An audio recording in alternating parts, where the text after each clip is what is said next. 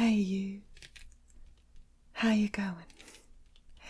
Welcome back to Amusement ASMR, where thrill meets chill. Today we're continuing my adventures going walkabout in Australia earlier this year, because there is one place in Australia that boasts not one, not two, but 3 theme parks, all in close proximity, the Gold Coast. And that's not even counting water parks. So, while I was there, I just had to visit all 3 of them. And today, we're going to explore the first, and perhaps the most well-known one, Dreamworld. This is such a lovely park, opened in 1981 by John Longhurst, who had a dream to build his own version of Disneyland.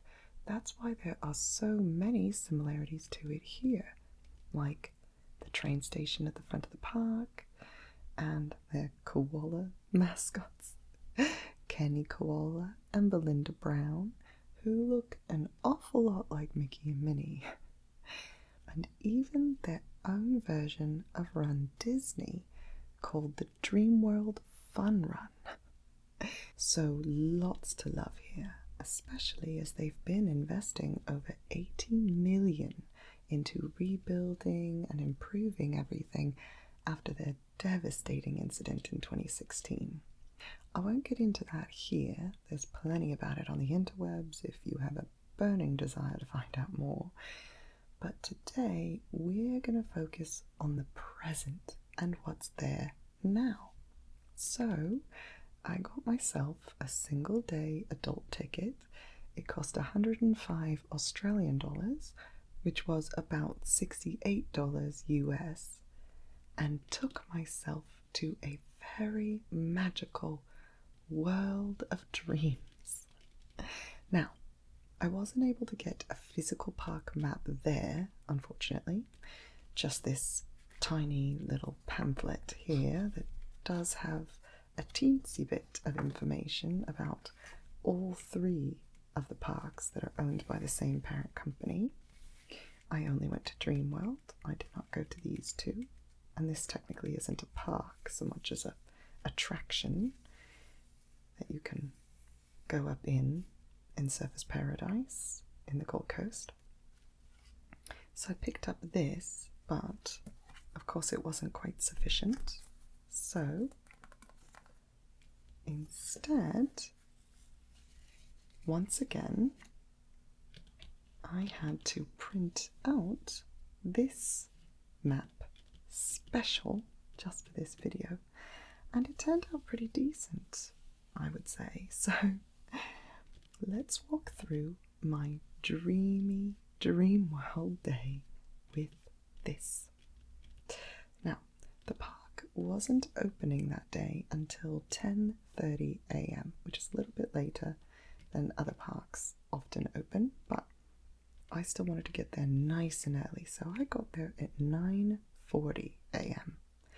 I stayed in a hotel that was a super short 8-minute walk away, so it was really easy to do. And there were already a few other eager beavers that were arriving that early too. It was also sprinkling rain at that time, and then had a burst of more intense rain around 10 a.m., by which point a small group of maybe 50 people was already gathered around waiting. And then by 10:15 a.m. that number had doubled. Now, there was some confusion about which entry line would be best and which doors they'd be opening first. I finally settled on a line toward the center, right behind a family of 3, so I was 4th in line. And it's like they read our minds, because at 10:15, staff came out to help us figure out which line to be in, depending on what type of ticket we had. So the family in front of me was moved to a different line, and I was now in the very front. And then I was first through the door when they opened the park right at 10:30 on the nose. Now, as I always say, it's smartest to rope drop the most popular ride in the park first. And here, that is easily Steel Taipan roller coaster. That's right here, immediately to the left of the entrance at D6, as you can see up here. So I speed walked over there, very first thing, so fast to get in line for Steel Taipan, and I was first in line, right there, ready and waiting to grab the front row. Unfortunately, however, the ride had not opened yet. They told us there was a small technical issue with their speaker system, and they couldn't say how long it'd be, so a lot of folks got out of line, and only a few of us very determined folks stayed put. I figured that kind of an issue would be resolved more quickly, since it wasn't an issue with the ride itself, and sure enough, it opened only a few minutes later at 10:40 a.m. And of course, I got the very front row. And then, after that very fun ride, the line was still pretty empty, so most of us that rode it that first time went right back around and rode it again immediately after. And this time, I snagged the back row, which was honestly better because this ride launches you twice. First backwards and then forward again. So the hang time in the back is maximized if you're in the back row.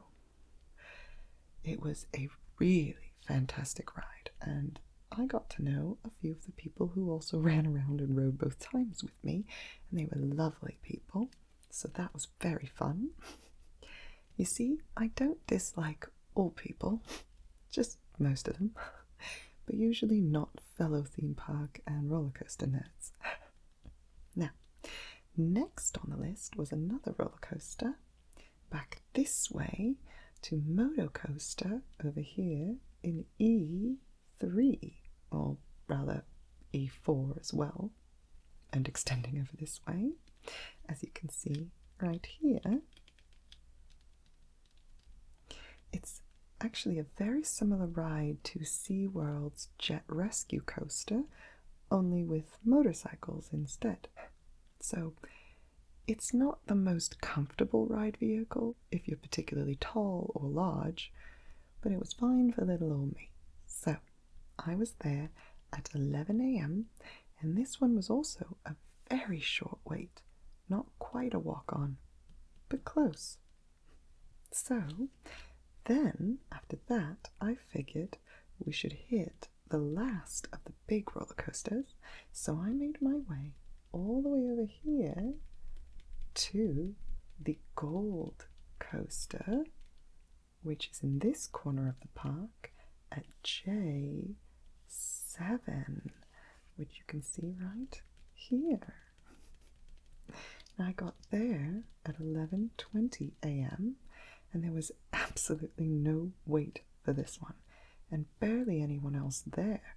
The only thing that really slowed me down was this really long, winding walkway up to the loading area, but eventually I just took the stairs shortcut, which seemed to be meant for the exit only, but you know, it's fine, no one was there to get in the way. And this coaster was a gnarly good time. The loading area is quite interesting, with these cute little thongs painted on the ground where you stand and wait, and a weirdly big gate blocking your view from the oncoming train, and a very shaky wooden track, but all in all, a very fun ride. Also, fun fact, this coaster was first at Sydney's Luna Park in 1995 and was known as the Big Dipper, Then it was sold and relocated to Dreamworld in 2001 and became the first coaster to be opened on the Gold Coast since 1997, hence the new name, the Gold Coaster.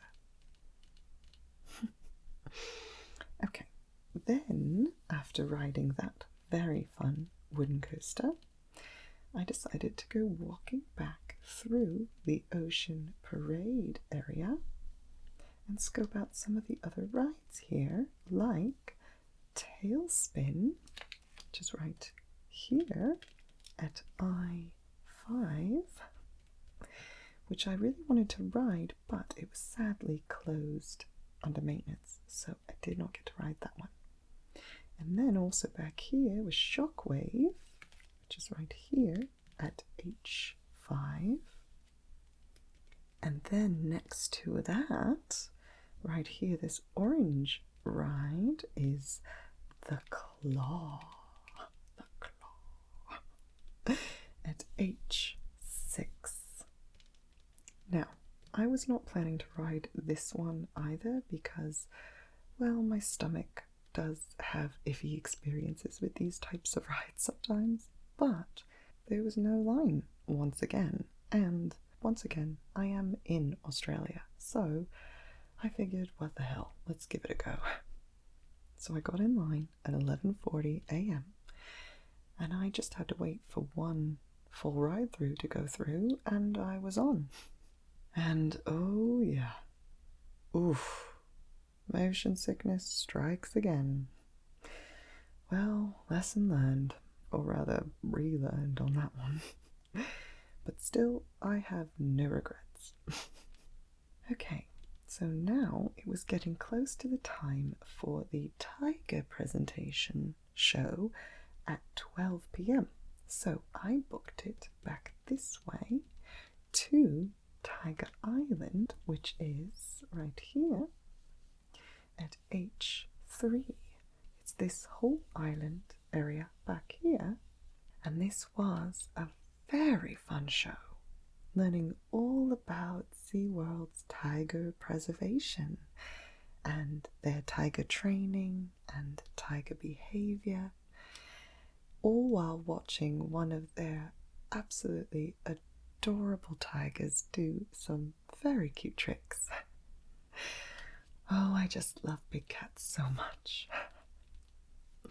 Okay, so then after the tiger show on Tiger Island, I came back out through this way into the kids area and scoped out some of the rides over here, including Serpent Slayer, which is right here in H4, and the Big Red Boat Coaster, also right here in H4, which is a cute little kiddie coaster based on the Wiggles, a very popular children's music group here in Australia.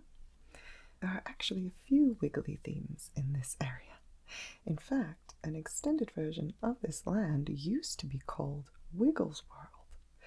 Then they rethemed it in 2015 to ABC Kids World, and then they shut down most of it in 2023 to make way for the new Rivertown area, which is still under construction over here.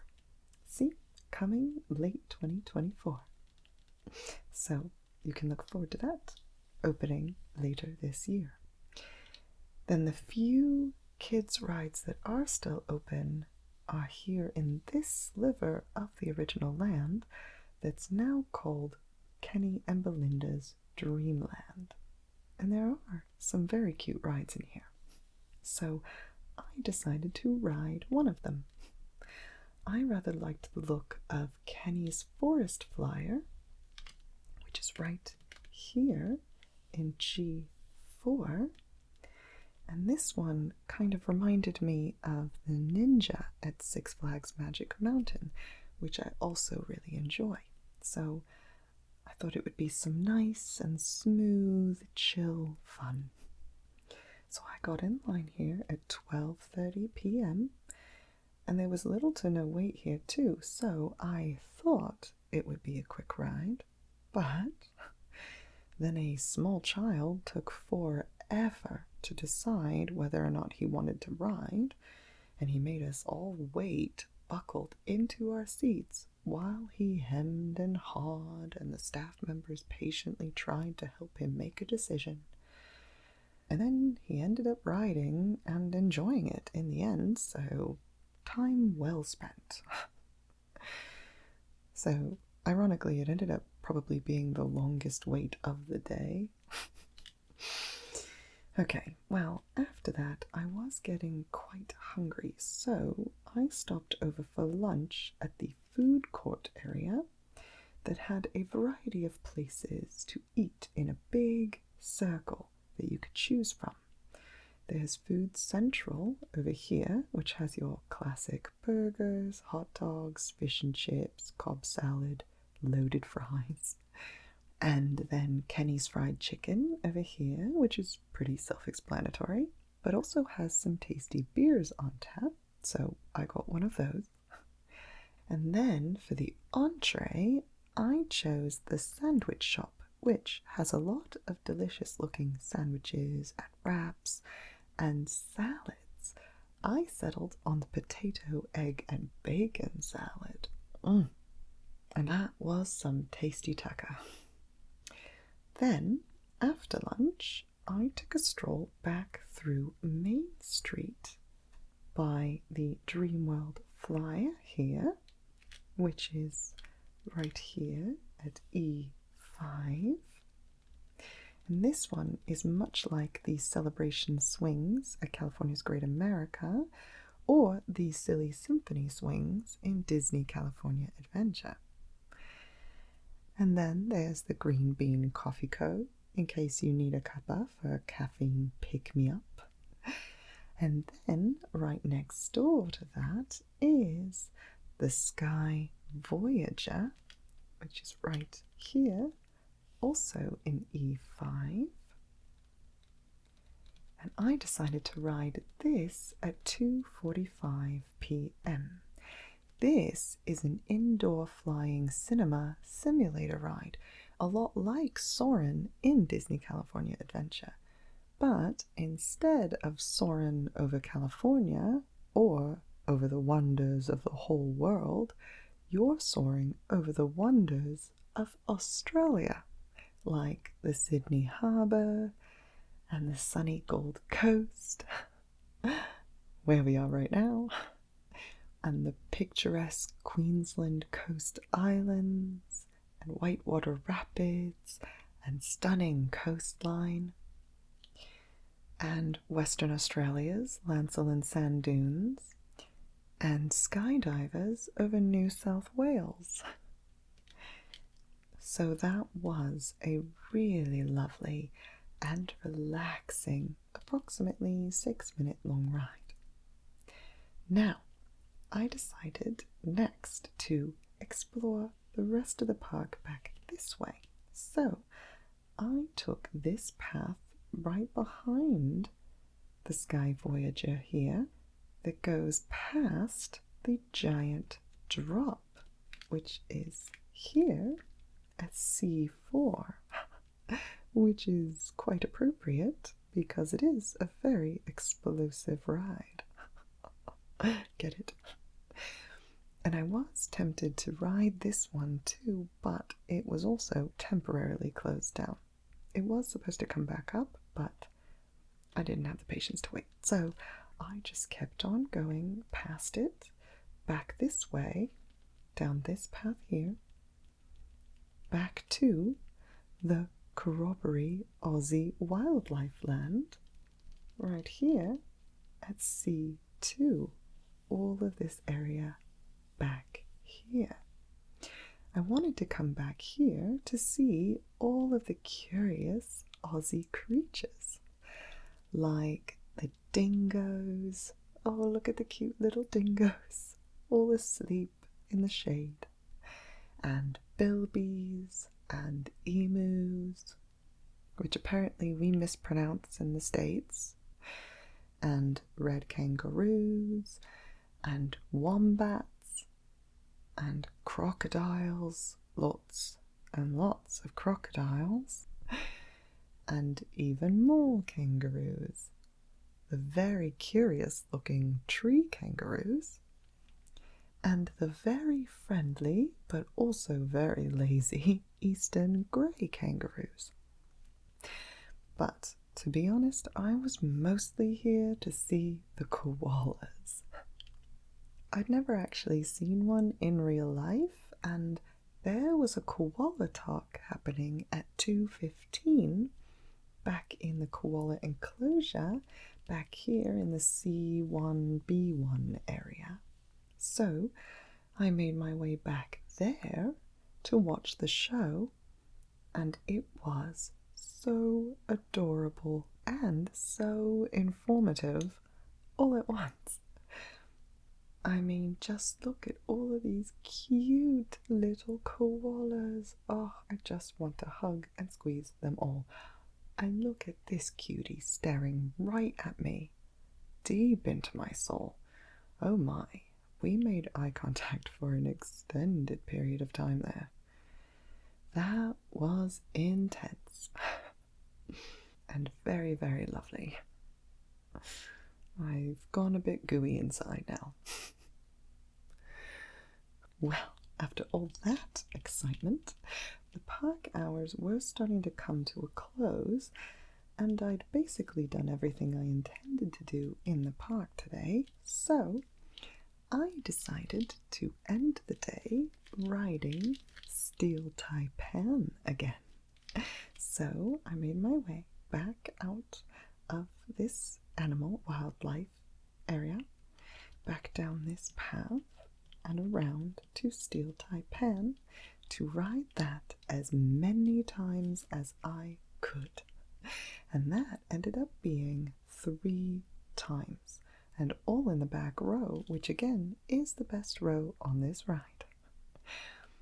And shockingly, there weren't that many people in line either. I have really lucked out on queues today. And even crazier, no one else seemed to want the back row. So the very kind staff let me just keep waiting to the side after I rode each time and get right back on the next train. I didn't even have to walk around to the front of the line. I could just get off, wait to the side, and get right back on. It was amazing. And they were so, so kind. But after 3 times on that ride, I was shook pretty good and getting rather dizzy. And it was nearly 4 p.m. anyway when the park was closing. I know, so early. So I made my way back out to the front of the park toward the exit. And of course, you have to exit through a gift shop. So clever. So, of course, I had to stop and get some merch on the way out. Now, I had to pick small souvenirs that would fit in my suitcase to fly home with, so I decided that I just couldn't resist getting these little squeeze balls. Now, this one isn't quite as exciting, but it does have the Dreamworld logo on it.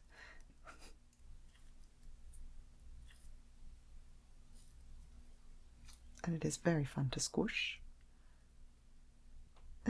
And a very cheerful colour. And look at that smiley face on the other side. Just brightens your day.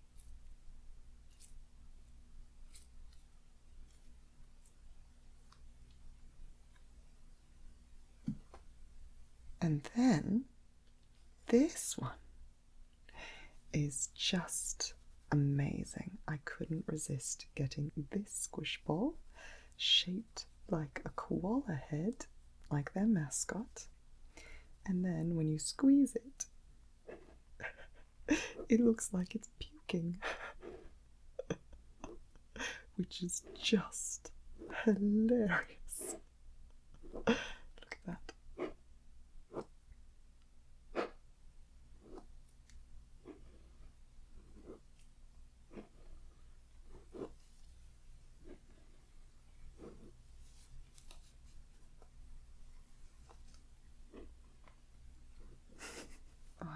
play with that for hours.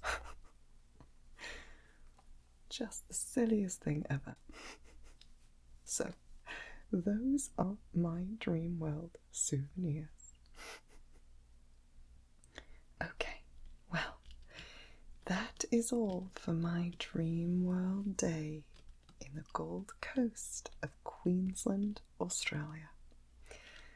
Thanks heaps for watching, mate.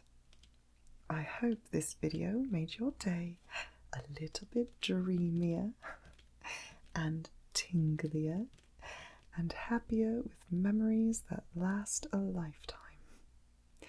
Or at least more amusing. Now, defo go and have a Captain Cook at another one of my videos to keep the dream going and help give this channel a fair go. You can click on this one right here that future me back in the States has put up for you. So enjoy that, and I'll see you next time. Cheers.